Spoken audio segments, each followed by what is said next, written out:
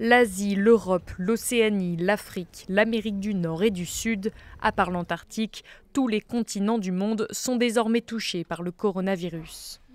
Alors que l'épidémie gagne du terrain dans une quarantaine de pays, Donald Trump a annoncé que le vice-président Mike Pence serait désormais en charge de sa gestion aux États-Unis. Nous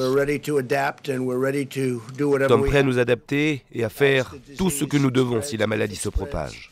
La Grèce a annoncé un premier cas sur son territoire, tout comme le Brésil, premier pays frappé par le virus en Amérique latine. Le patient, un homme de 61 ans, est hospitalisé à Sao Paulo.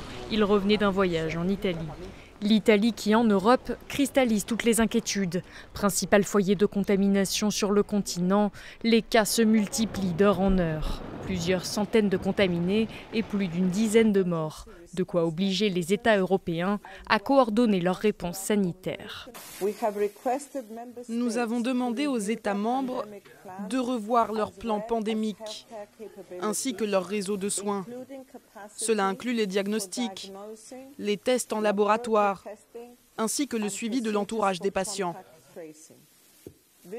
Cette situation est source d'inquiétude, mais nous ne devons pas céder à la panique.